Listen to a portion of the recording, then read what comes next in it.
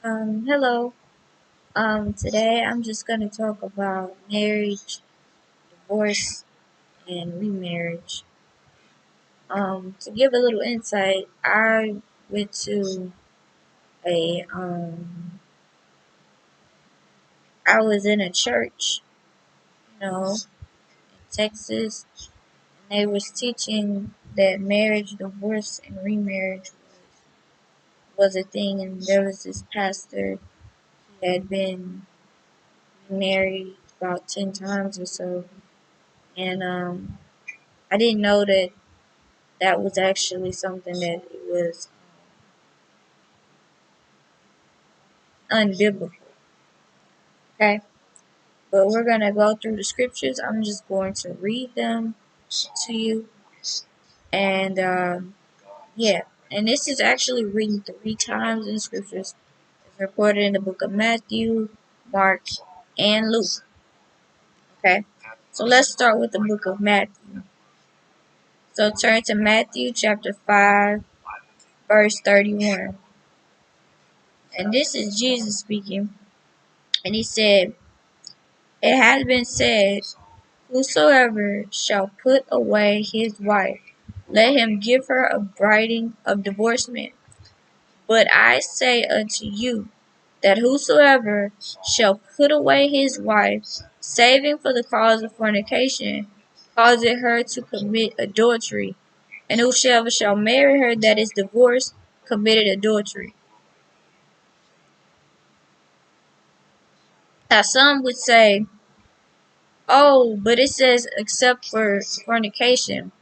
Well, fornication is sex before you get married. And also, when people committed fornication, they were stoned to death. There was no marriage for fornication in the biblical days. So let's go back. The book of Mark, chapter 10, verse 11. It says, this was written to the Gentiles. Mark and Luke were written to the Gentiles. And it says, verse 11, and he said unto them, whosoever shall put away his wife and marry another committed adultery against her. And if a woman shall put away her husband and be married to another, she committed adultery. Okay? The next one is the book of Luke. Luke chapter 16, verse 18. It says, whosoever put away his wife and married another committed adultery. And whosoever married her that is put away from her husband committed adultery. As you can see, it's written 3 times. Now, what should you do if you are separated from your spouse? We'll turn to the book of 1 Corinthians chapter 7.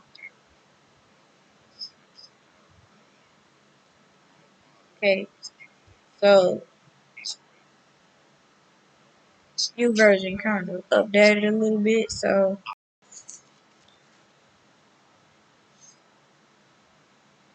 some people, they'll say it's better for you to marry than to burn. That's taking the word out of context. So let's read it. Okay?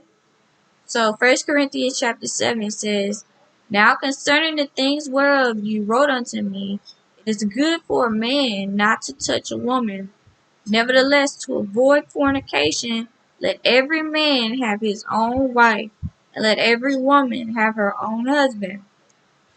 Let the husband render unto the wife due benevolence, and likewise also the wife unto the husband. The wife had not power of her own body, but the husband. And likewise also the husband had not power of his own body, but the wife. Defraud ye not one the other, except it be with consent for a time, that ye may give yourselves to fasting and prayer, and come together again, that Satan tempt you not for your incontinency. But I speak this by permission, not of a commandment. For I would that all men were even as I myself, unmarried, but every man hath his proper gift of God, one after this manner, and another after that. Here it is. I say therefore to the unmarried and widows, It is good for them if they abide even as I am. But if they cannot contain, let them marry. For it is better for them to marry than to burn. It's better for the unmarried and widows. Okay? And unto the married I command, yet not I, but the Lord. Let not the wife depart from her husband. But and if she depart, let her remain unmarried or be reconciled to her husband. And let not the husband put away his wife. That's pretty plain. I'll read it again. 1 Corinthians chapter 7, verse, verse, sorry, verse 10. And unto the married I command, yet not I, but the Lord. Let not the wife depart from her husband. But and if she depart, let her remain unmarried or be reconciled to her husband. And let not the husband put away his wife. That's what it says. But that's chapter 7. Know ye not, brethren, for I speak to them that know the law, how that the law hath dominion over a man as long as he liveth. For the woman which hath a husband is bound by the law to her husband so long as he liveth. But if the husband be dead, she is loosed from the law of her husband.